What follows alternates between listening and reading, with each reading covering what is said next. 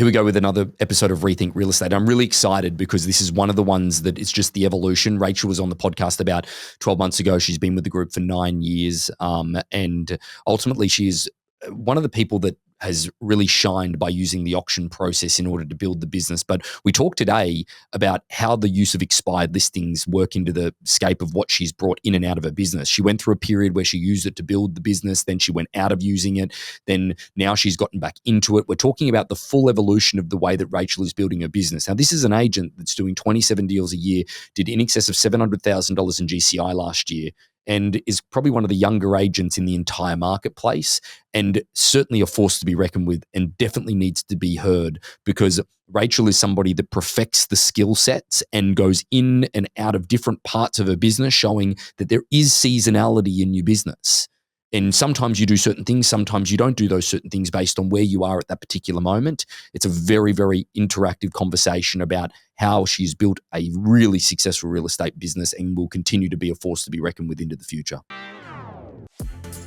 Welcome to Rethink Real Estate. My name is Ben Brady, and this is a real estate podcast aimed to deliver sales strategies, marketing tips, and business insights from industry experts and myself to build a listing-focused business for the future. Let's get into it.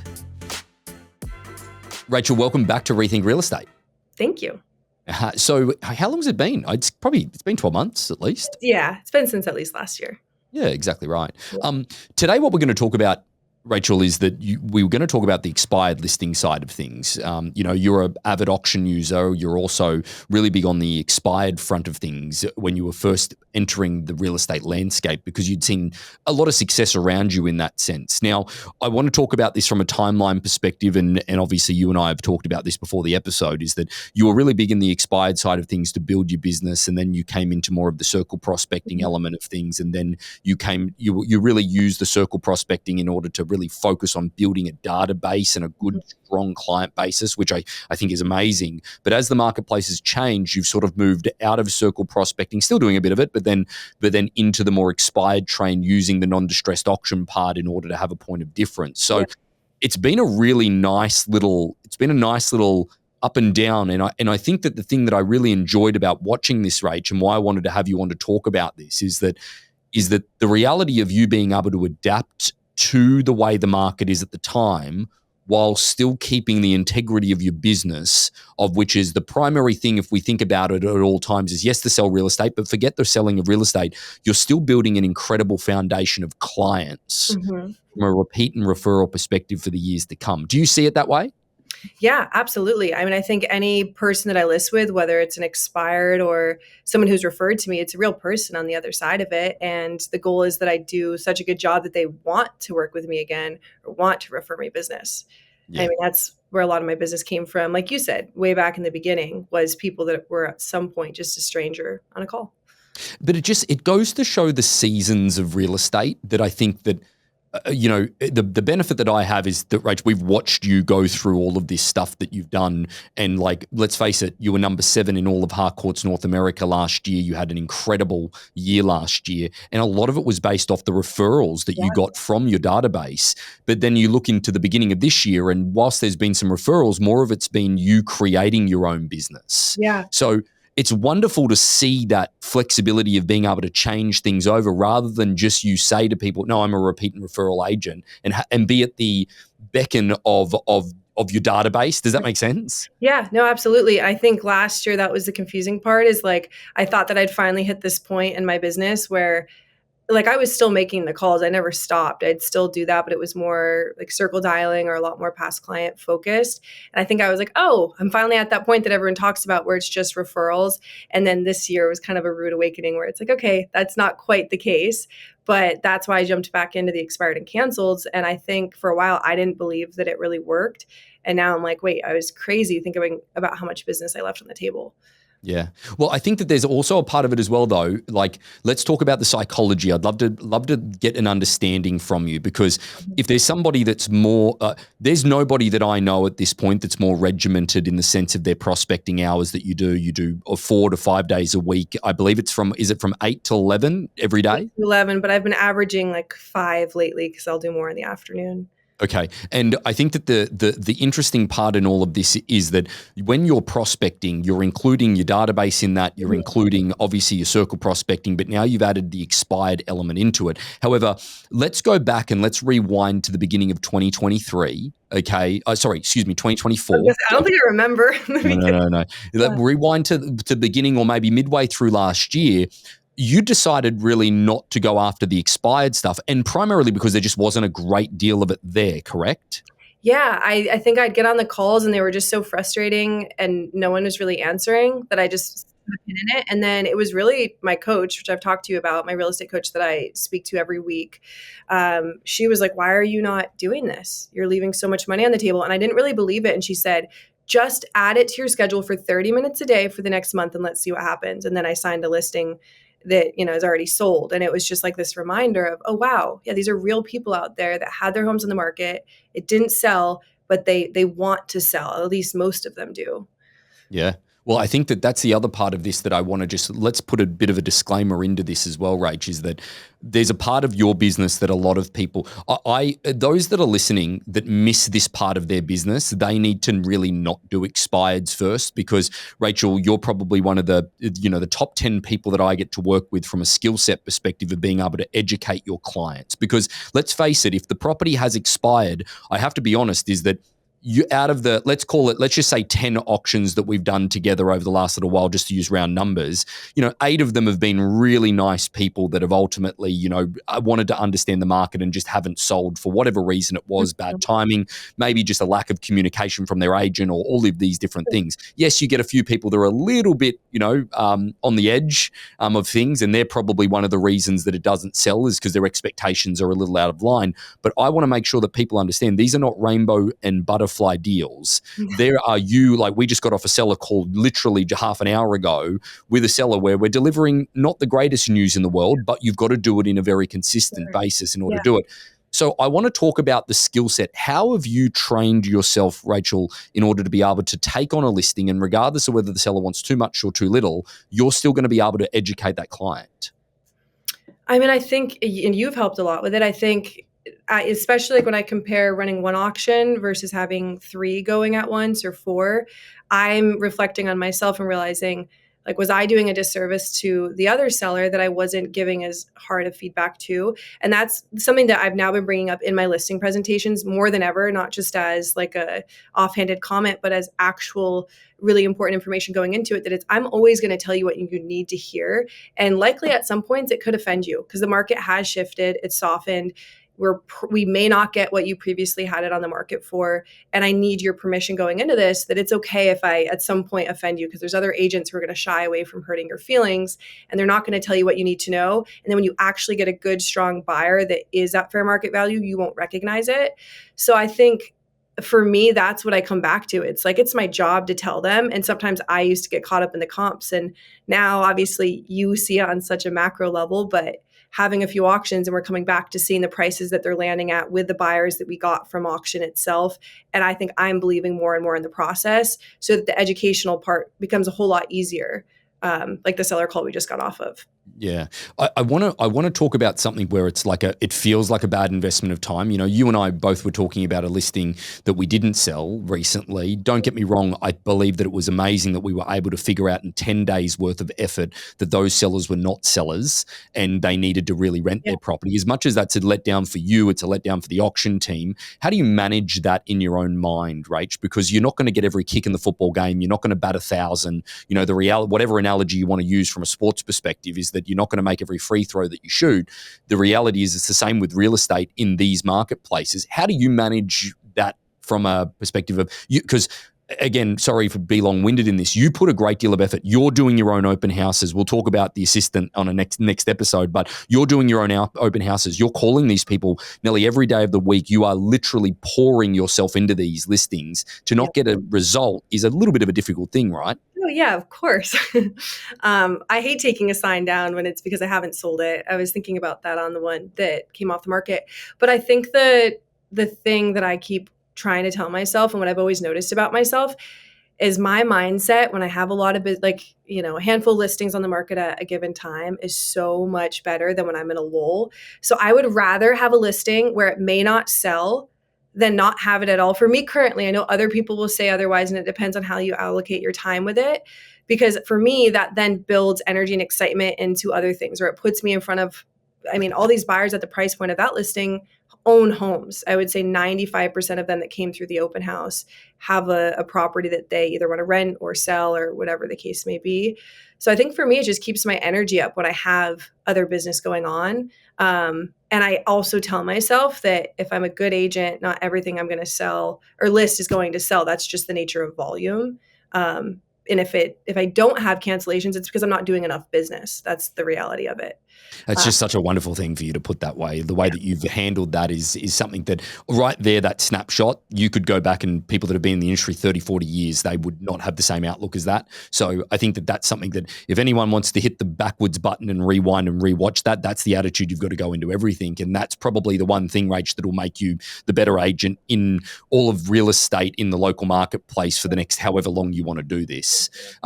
Can I circle back, though, to the beginning of all of this? I want to talk about expired. I want to talk about cold calls. I want to talk about the mentality of this. And sorry to bounce around. I just think it's important to get as much out of you as I can while we're talking about this, is that you are an anomaly in the sense that, you know, there is not a great deal of people that like to cold prospect. You've obviously found your groove with a core group of people, whether it be Mike Ferry or some of the other trainings that you do. You've obviously found a coach as well. But you have an accountability group that you jump into most days. Is that right? Yeah, no, I think that's been a big thing for me. And that's why I'm not giving up on my income goal and my transaction goal yet for this year. Every day I write my affirmations of like, I'm going to hit this by 12/31/25. So I still have that in my head until that day happens. But if I don't exceed what I did last year, if I don't make what I did last year, I will be disappointed. But the thing that I'll hold on to is that success doesn't have to be defined based on my income or my volume, because I've put so much more time and energy into my business this year than I did last year. And so for me, like you said, we'll talk in a different episode, adding an assistant on, that has been amazing. It's given me so much time back. Also just the ability to expand in a way that would have been harder to do otherwise. And then getting back into the Mike Ferry stuff. I know if people are familiar with it, sometimes, you know, they don't love it, but I think the general theme of it is just get out and talk to people. So whether you do that through networking or through cold calls, that's the theme of what the whole premise of their conferences are. And that connected me with so many strong agents. And that's why I have this accountability group. When I went into these retreats that happen twice a year, my whole goal was, okay, I want to meet other agents that are like-minded so that I have accountability. And so that was my whole focus about a year ago. And I connected with a group that every day from 8 to 11, we get on the phone and we prospect. And every Friday, we have to put our schedule in for the following week. And if you don't update your schedule, you're fined. If you put your schedule in and then you miss a day, you're fined $100. If I show up 3 minutes late to the Zoom, it's fined $100. My first time ever doing it, I was new to the group and I like messed up something. And they're like, oh, Rachel, you owe us $100. And I thought, are you kidding me? Like, I'm brand new. Isn't there like any leeway? And they're like, no, sorry. And then they have a no bitch policy. So if you complain about it, you're fined. If you leave early, you're fined. You get 2 10-minute breaks. And it sounds intense. And I was really nervous at first about doing it, but it's the best thing ever because I'm getting on, like, if the office is empty in the morning, I'm always on a Zoom with, I don't know, 10 other people. And then before that, I've also joined a group that's a role play group. So from 7:30 to 8 every single day, I'm on a role play group and a similar accountability with really good agents. So it's a really good opportunity for referrals, just to be connected with agents throughout the country. And we're all in different markets. That's kind of the theme of it. They don't want you in the same marketplace. And that's been really helpful for like having seller conversations and price reductions and commission objections and all those things. So there's a part of me that thinks about this accountability group that a lot of people might be sitting on the other end of this, Rachel, going, "Ooh, that doesn't sound like the environment I want." Like you probably went into it a little apprehensive, of course. Yeah. Where there's a part of this, the cold call group would actually be easier than me actually doing a role play group with a perfect stranger that I didn't understand who they were and actually doing role playing. That's very vulnerable. Talk to me about that. It's intimidating sometimes because there's some people that are really good at it. Like I picture if you were like, hey, pitch your auction presentation to me, I'd be nervous if you put me on the spot, which I hope you don't with, then that's how it feels on these calls. But that's why it's so helpful, because they have a minimum requirement of 30 deals a year to be in this role play group. They had made an exception for me because I hadn't reached that this year, but they have very right. Yeah, but you were close. You were like 27, right? but something like that. But it took a lot of begging and pleading to get into this group. Like, my coach was trying to help me out. I had a couple different people that I knew call them. It took like a couple weeks of finally the person who runs the group say, okay, we'll let you have a shot. So it wasn't like this easy thing to get into. So with that being said, the agents that I'm role playing with are really good agents. And the reason I like it is because every morning it forces me to make sure I'm at the office by 7:30, because I don't want to be driving in my car taking these role plays, because you can tell, like, the other person can tell you're not fully there. And then I get into the office, and I think it just puts me in a good mindset. Like the listing I took this year, it's the biggest listing I've taken, my one on Seaway that's at, it's in the kind of $10 million range. That listing, I give the full credit to my role play partner that morning, because the conversation we had just put me in a really good mindset. He gave me really good feedback on just talking more naturally and just being present with the person on the other end. And then my very first call at 8 a.m. was to the seller. And the first thing I said to her was just, thank you so much for taking the call. I know you've gotten a lot of calls today. And she paused and she said, no one's spoken to me like that. And that's how I got in the door for that listing. Wow, so that's pretty cool. Can you talk to me about how does it do, like, how do you prepare for it? What topics do you typically go through in the role playing part? Every day there's a set one. So like Monday would be going over the expired script. Tuesday would be maybe like a FISBO or a past client. I was going to say the other thing with the whole cold calling group is there's no requirement that you have to cold call. You could be on that Zoom call that I'm on and just call your past clients. So it doesn't have to be this whole cold calling thing where everyone gets in. It's just like, no, just talk to the people you know. So one of the role plays that we do on Tuesdays is doing your past clients and center of influence and how you're going to update them about the market.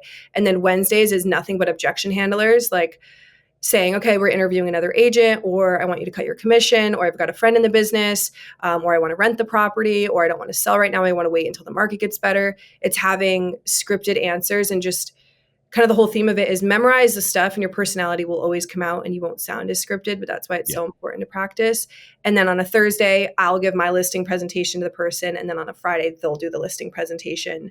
And then we also do the prequal script, which if anyone doesn't cold call or whatever they do, if you're setting listing appointments, I can't imagine not having done the prequal script like I do now. I think it's so relevant for whoever is going on listing appointments. I'd love to actually go through a little bit more detail of that, but I want to go back. We'll circle back to that point of it, just like a sequence of what it looks like for you getting an expired appointment.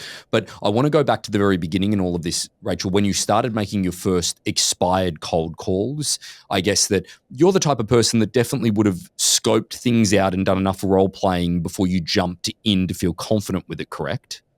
I mean, yes and no. I think I was doing the role play or the prospecting group well before I got into the role play group. I was doing role play. Sorry. I mean, when you first got into real estate. Oh, wait, what was the question? The question, like, what type of preparation did you go through in order to get yourself comfortable with picking up the phone for the first time cold? Like, was it watching Chad and Justin do the calls? Was it way back then I used to role play with Brenna and Chad and Justin, and I'd like occasionally pitch my listing presentation to him, or Justin and I would role play, and Brenna and I did it quite a bit actually, where we would just practice. And again, I think whether or not you're making the expired calls, just practicing talking and having someone's feedback to say you're using filler words, or for me, everyone tells me I talk way too fast.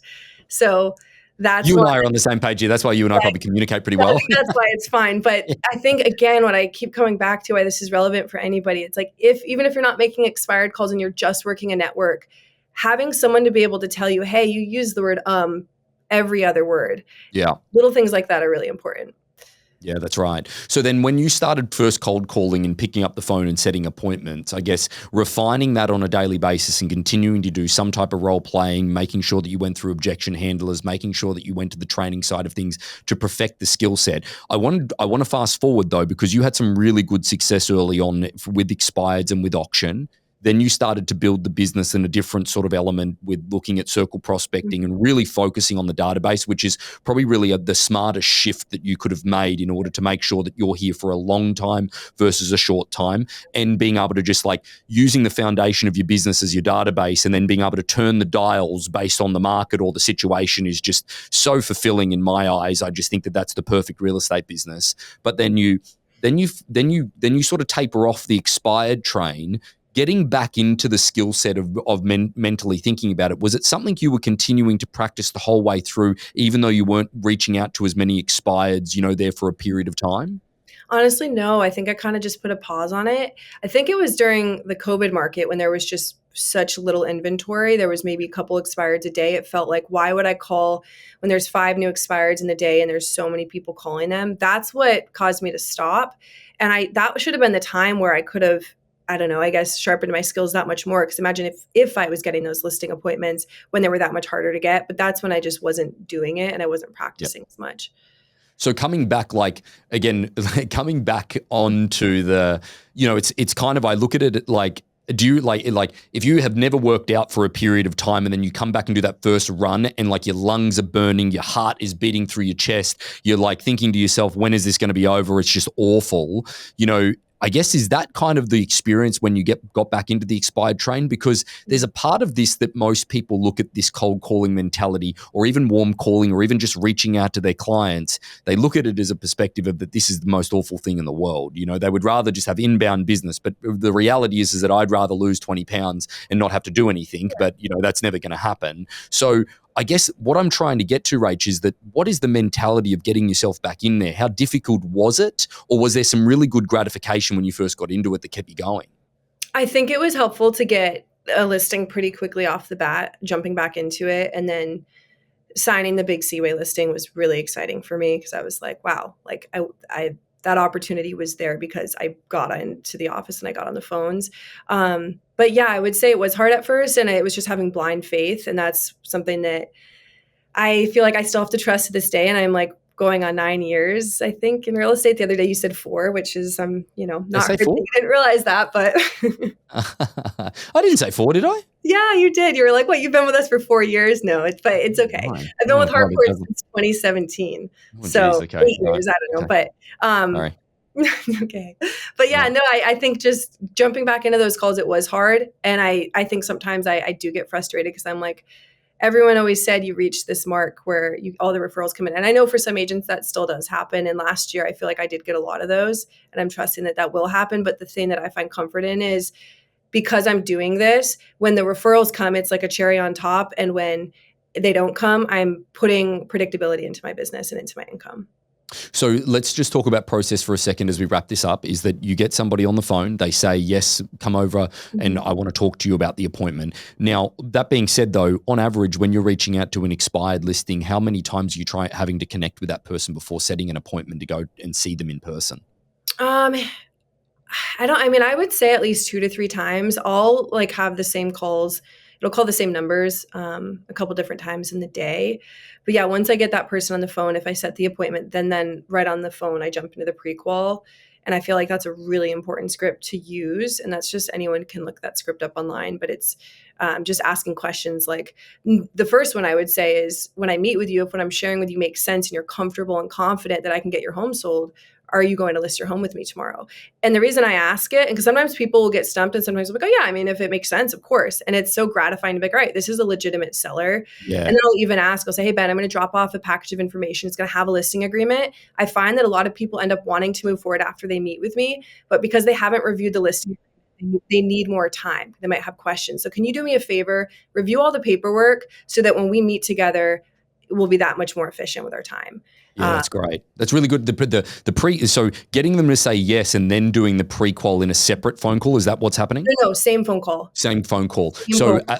It honestly, I honestly believe that that's probably the frustration for many people that have done this in the past, is that they're so anxious to get a yes that when they get the yes, they think it's an immediate win, when it's no, get a qualified yes. And then it's serious. No, absolutely. Because I put a lot of time into prepping for an appointment. And then I have my assistant, which I know we'll talk about, drop off a package that same day, which I've gotten really positive feedback from people, from the sellers Absolutely. on.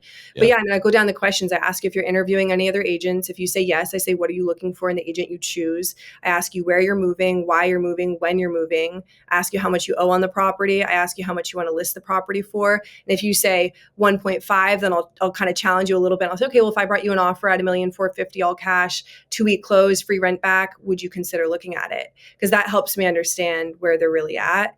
And then I'll say, hey, describe the house for me. And then do you have any questions for me? And all of those questions help me understand who I'm talking to. And, are you an analytical type of person? Are you a driver? And I've got to be straight to the point when I meet with you.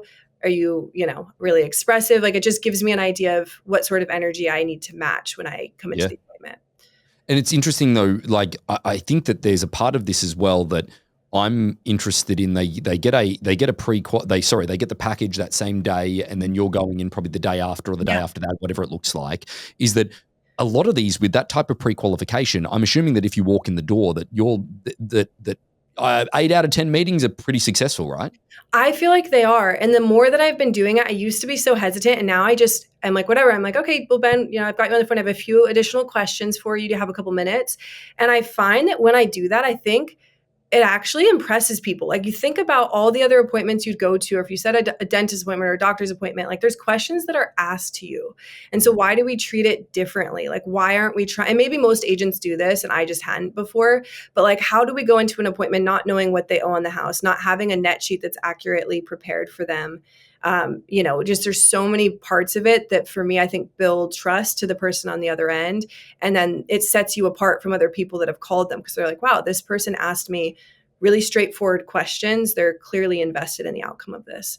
It's funny though, it's like little things. Like I got an agent the other day that we were doing an auction with that followed me up and said, I just wanted to let you know that the team has just really been a great experience. And I'm like, I said to them, can I ask why? Just, you guys, follow up so many times from a communication perspective. And it's like, then you understand very quickly that agent, I just had a phone call from their sellers saying, I haven't heard from my agent in a week and a half. It's like, how can you not speak to your client every few days? Like I would just be so conscious of that. And it's funny how you can impress them by something so small as just making sure that you're touching base with them every couple of days versus what their expectation of what it looks like as well. So, Rachel, I guess that the part of this that then just rounding it all out from a continuation perspective for your business, if we were to make this something that I can play back at you at some point, okay, is that what does your business look like as you progress forward? What's the design of your business? Is it a design where we're obviously keeping the core database as our primary focus to really refine that and build clients for life, whilst making sure that you're doing expireds consistently and then maybe not doing them if the market changes, circle prospecting? Is it just being that adaptive business whilst building that core? How does your business look like as you progress forward? Yeah, I don't mind making the calls every morning. It's 3 hours of my day. If I can't commit to that for 15 hours a week, then that, doesn't have to be expireds, but I think I'll probably always keep that in my schedule. Because again, I think it's a nice source to have, knowing even, again, like this past, 4 months signing, I think 4 or 5 expireds. Like that's crazy to think of that always exists. That's always there. So I think I'll always do that. And then absolutely with the database, you had really pushed me to categorize people in A, B, C, and D. And now I have my assistant, which we can talk about after, handling my C and Ds, and I'm just doing the A's and B's. And my goal is that I have a large group of A clients, like the people that would recognize me at the grocery store, the people that I invite to my Thanksgiving party that I host at the office. And that those are the people that I get 10% of my business from, so that going forward, I can calculate, okay, if I have, 150 people in my A group, I can guarantee 10% will come from that. And then I can always know that business is going to flow in. No, that's great. Well, congratulations on all the success so far, but you're a part of the Rethink Real Estate community for a long time, so there's no doubt that we'll have you back on here shortly. And for the next episode, obviously, please make sure you stay tuned. You'll see it come out. It won't be the preceding week. It'll be 2 weeks after. Rachel and I are going to record it now directly after this one, but it's going to be about the evolution of Rachel putting an assistant on. I think this will be a really informative episode for people looking to take that next step. But thank you for being so open and giving everybody all of it, Rach, because again, it's wonderful to watch. Just so that you know. Thank you. All right. I'll see you soon. So about 75% of our audience hasn't liked, followed, or subscribed to our podcast. It would mean the world to us, and it would help this podcast more than you know to expand our reach if you were to like, follow, or subscribe on any of the platforms that you're watching or listening on. Thanks again.